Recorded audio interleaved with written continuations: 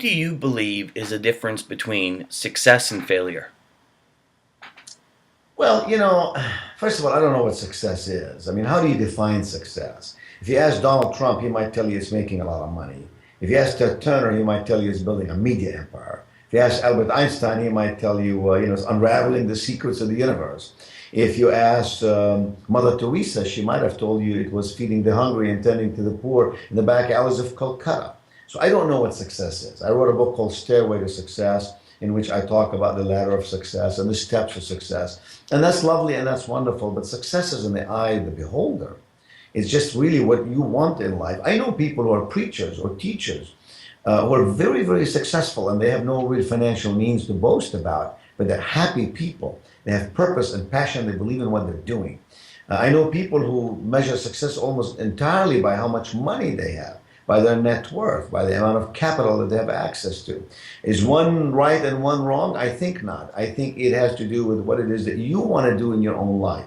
What are your goals, your aspirations? What are your fears, in life? What's keeping you from doing what you want to do? So I think you have to define success. Success ultimately is the achievement of one's objectives.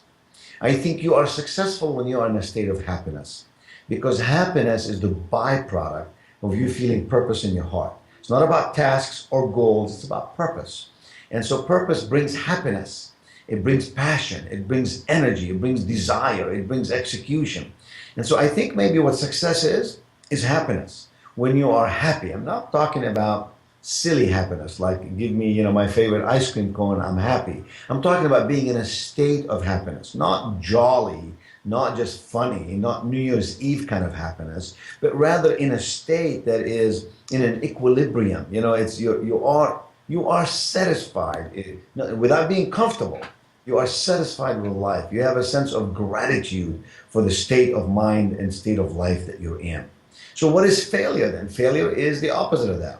Failure is when you're not feeling as fulfilled as you should be feeling.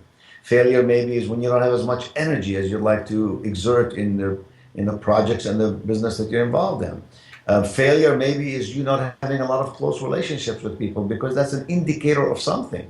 Failure might be that you don't have as much money as you would like.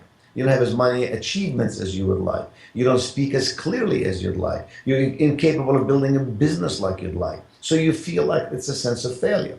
The question is, do you allow failure to create discouragement for you? Or do you allow failure to only disappoint you? Because if you're merely disappointed with failure, then you can pick up the pieces and make something happen. If you're discouraged, you can become depressed ultimately. And any chance of you trying to do anything becomes almost escapable. So you really have to identify, what does it mean to you to be successful? If you look at my own life, Dan, you would see that I have reinvented myself numerous times. I was a professional speaker and one of the busiest in the nation. Then I became a consultant and became one of the most successful in the nation. And then I recreated myself. I went into banking and real estate and retailing and so on. And then 7 years ago, I came to High Point University in High Point, North Carolina, where I went to school, an undergraduate school, and became its seventh president. And in the last 7 years, we've completely transformed this university. Put $700 million in capital in the university to add faculty, to add buildings, to add programs. And as a result, we tripled the number of students. Would you call that success? I would call that success, but that's numeric success. Then we began to focus really deeply on academics. How do we make sure that every student gets holistic education, gets experiential learning, gets values-based living? Because if they feel successful inside of their being and then they begin to act that way, the parents will love it. And you'll go from brand awareness to brand preference to brand insistence to brand advocacy, where the world is talking about you and promoting you and sending you more students, and parents are giving you money to build more buildings or hire more faculty. And so, success is in the eyes of the beholder. Now, here's what I do know. Success or failure, neither one is permanent. It is a state of mind. And so you can't just say, I'm a failure or I'm a successful person. You have to say, given these objectives, given this role, given this time period, given this group that I lead, I've been quite successful in these areas, or I have not been quite as successful as I'd like to be. And so I must recreate, improve, and so on. When you feel that way, you're forever in a transformative state. You're always, looking at today and tomorrow, appreciating yesterday and before that, but not dwelling on it. Hmm. The person who just want to talk about the awards they won and the achievements they've made and their biographical history, well, that's relevant and it's important, but you can't dwell on it.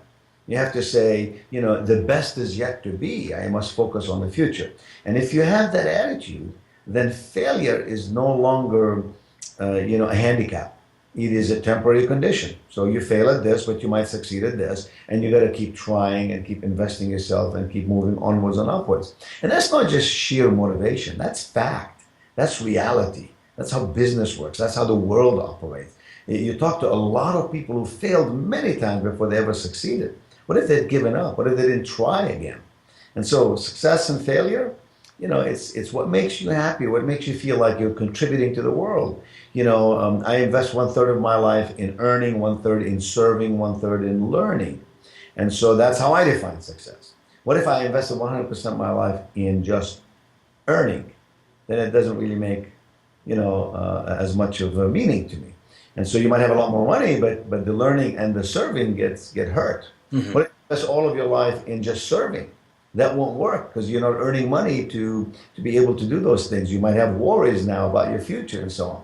So life is about living it in balance. Life is about doing things in appropriate proportionality.